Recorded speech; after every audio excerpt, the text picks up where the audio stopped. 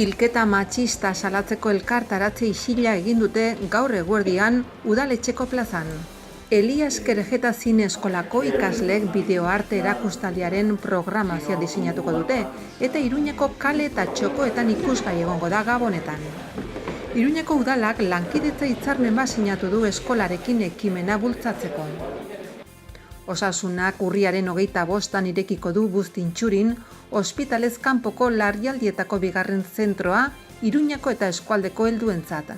Zerbitzu berriak San Martin Doktorea zentrokoen antzeko baliabide teknikoak eta profesionalak ditu. Ekoizpena 7 egunez geldituko dute Volkswagenen.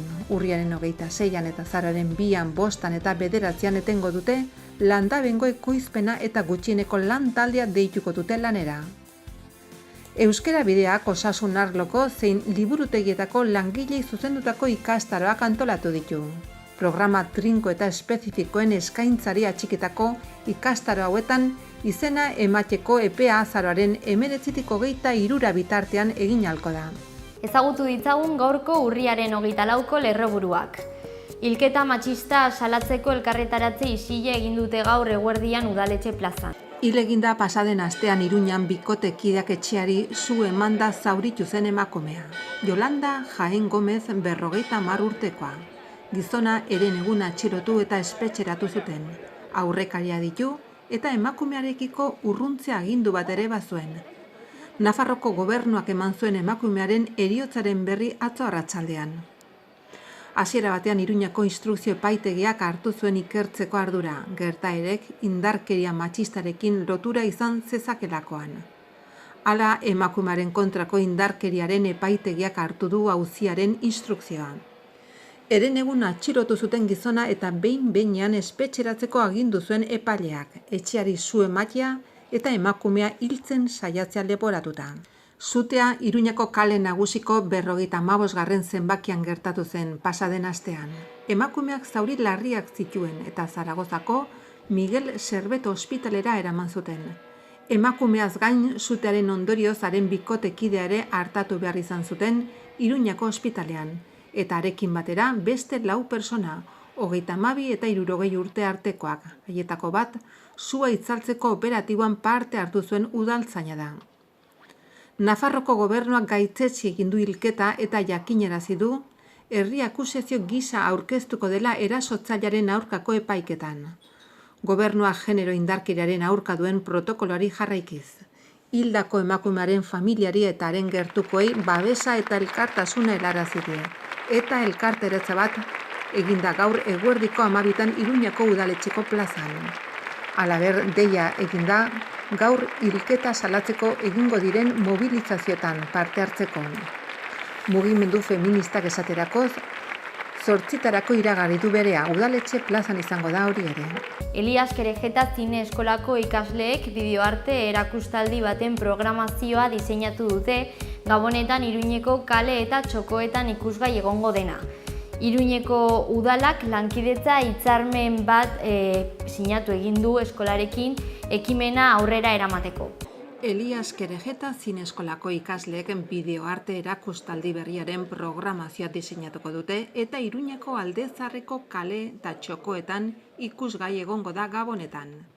Iruñeko udalak lankidetza hitzarmen bat sinatu du eskolarekin. Horren bidez, bultzada emateko abenduaren 21 urtarrilaren batera hiriko erdiguneko hainbat gunetan garatuko den ekimenari.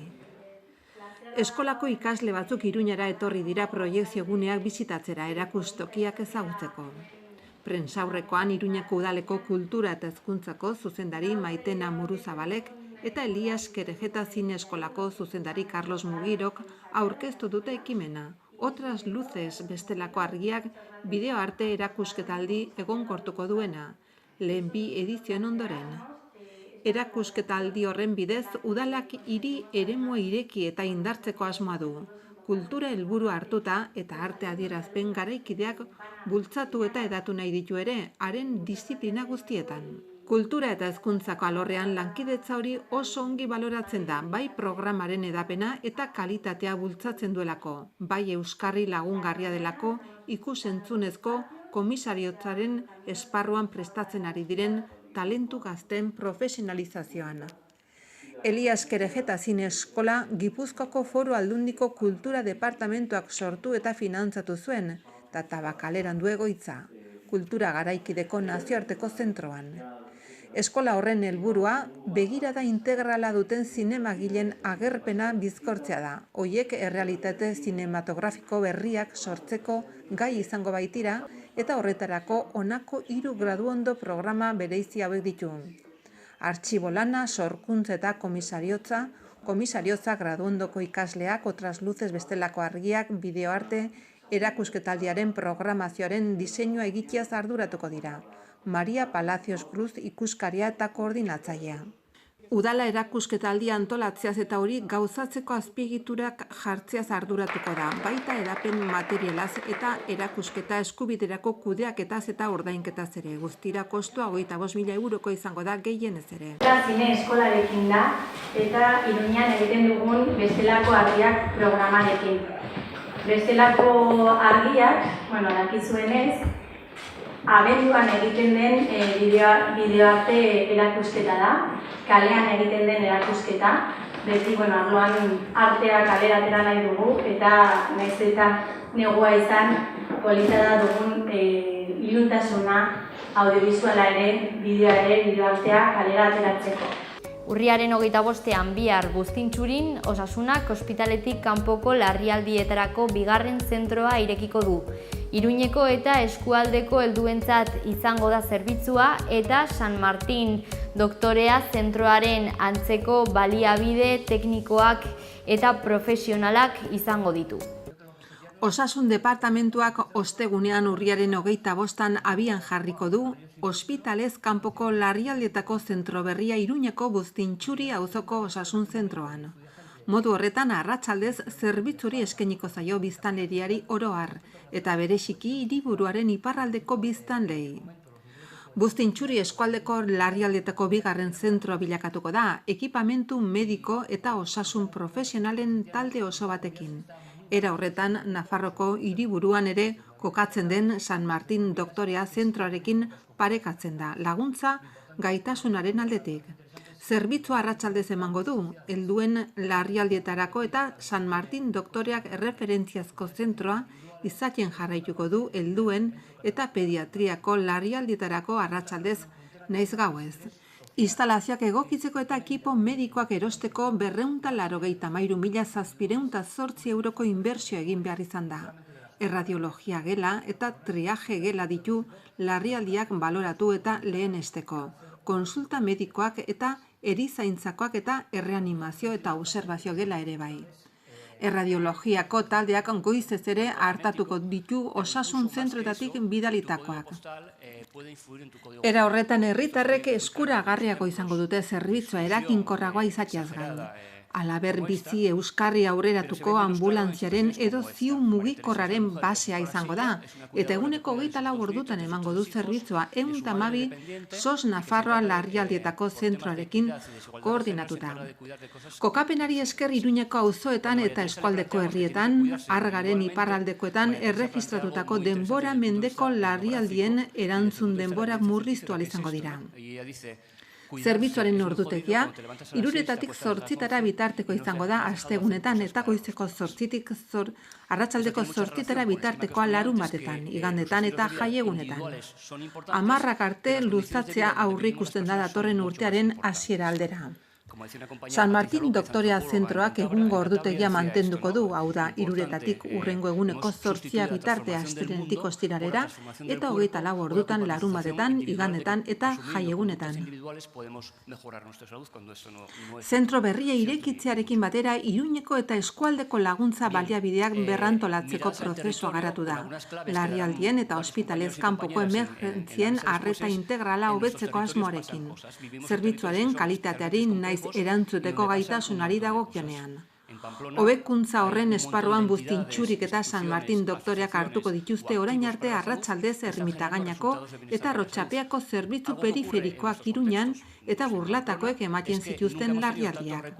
Tipologia arineko kasua bakarrik hartatzeko gaitasuna zuten horiek.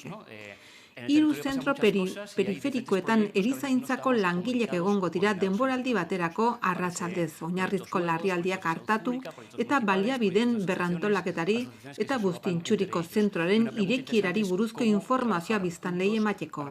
Azken hori Iruñako eta eskualdeko larrialdietako bigarren zentro bezala, San Martin Doktorea zentroarekin batera. Volkswagenen ekoizpena 7 egunetan zehar geldituko dute. Urriaren 26an eta azaroaren 2an, 5an eta 9an etengo dute landapengo ekoizpena Volkswagenekoa eta gutxieneko lan taldea deituko dute lanera.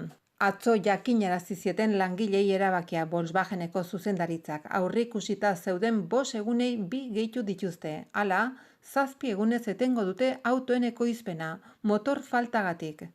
7tik 4 egun zehaztu dituzte oraingoz urriaren 26an, eta azaroaren 2a, 5a eta 9an. UGT sindikatuak adierazi duenez gutxieneko lan taldea deituko dute egun horietan lanera.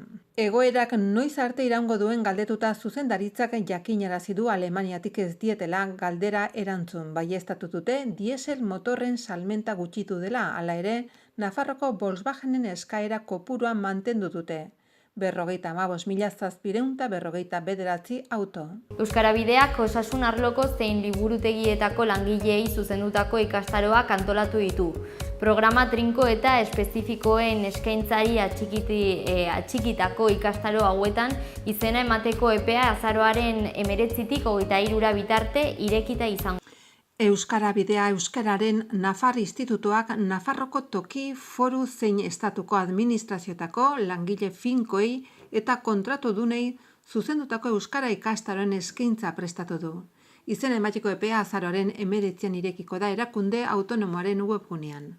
Alde batetik ikastaro trinkoak astelehenetik ostiralera emango dira 8tik 2:30 bitartean, 4 txandatan.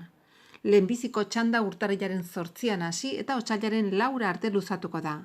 A1, B1 eta C1 mailetarako. Bigarren txanda A1B, B2 eta C1 mailei dagokiona otsailaren 11an hasi eta martxoaren 8an bukatuko da. Martxoaren 18tik apirilaren 15 bitartean A2 eta B2 mailetarako formakuntza eskainiko da. Ikastaro trinkoen azken txanda B1, B2 eta C1 mailei zuzendutakoa maiatzaren 6tik 31 bitartean eginen da. Formakuntzak ikastaro espezifikoak ere eskainiko ditu, departamentuetako plangintza linguistikoaren prozesuan antzeman diren herritarrentzako arretari loturiko beharretara egokituta. Horrela, Osasun Bidean Nafarroko Osasun Zerbitzuko administrarientzat B2 eta C1 mailetako 30 orduko ikastaroak eskainiko dira. 7 saio presentzialekin urtarrilaren 14a eta 28an, otsailaren 11 eta 25an, martxoren 11 eta 25an eta apirilaren 8an. Saioak 12:30tik 2:30 bitartean eginen dira eta gainerakoak online eskainiko dira 30 orduko kopurua osatu arte. Osasun Bideko langileari ere zuzenduta B2, C1 mailak dituzten medikoak edo erizainak 7 saio presentzial dituen 30 orduko ikastaro trinko eskainiko da aurreko ikastaroaren ordutegi berberarekin. Urtarrilaren 21an, otsailaren 4 eta 18an, martxoaren 4 eta 18an eta apirilaren 1 eta 15an. Gainerako formakuntza orduak online beteko dira. Euskara liburutegietan deritzon ikastaro espezifikoa B1 maila duten ikaslei zuzenduta dago eta 20 orduko iraupena du. Ikastaroak 5 saio presentzial ditu eta 11:30tik 1:30 eginen dira apirilaren 29an eta maiatzaren 6a, 13a, 20a eta 27an. Ikastaroaren gainerako eskolak online eginen dira. Euskara liburutegietan deritzon beste ikastaro bat ere antolatuko da B2 eta C1 mailetako ikasleentzat. Aurrekoaren iraupen berbera du eta saio presentzialak ordutegi beraren barruan eginen dira. Eskolak maiatzaren 6a, 8a, 15a, 22 eta 29an emanen dira eta ordutegia online modalitatean osatuko da. Halaber C1 mailako ikasleentzat euskarazko webgunei buruzko 20 orduko ikastaro espezifikoa antolatuko da. 6 saio presentzial izanen ditu maiatzaren 6a, 8a, 13a, 15a, 20a eta 22an 11:30tik 2:30 bitartean.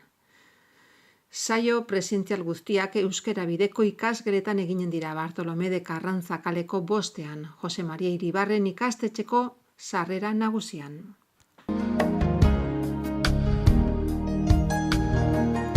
Eguraldi eguzkitsua oro har, ipar haizea tarteka bizi xamar ibiliko da, temperatura maximak gutxi igoko dira.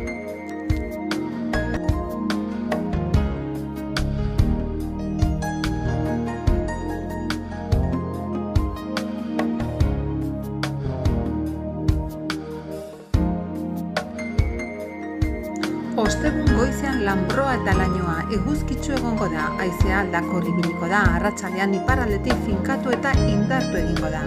Temperatura minimoetan aldaketarik ez, maximak gutxi igoko dira.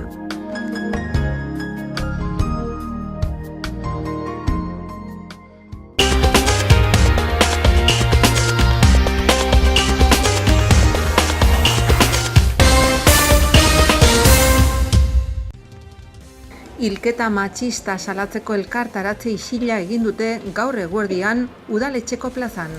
Elias Kerejeta Zine Eskolako ikasleek bideoarte erakustaldiaren programazioa diseinatuko dute eta Iruñeko kale eta txokoetan ikusgai egongo da gabonetan. Iruñeko udalak lankidetza hitzarmen bat sinatu du eskolarekin ekimena bultzatzeko.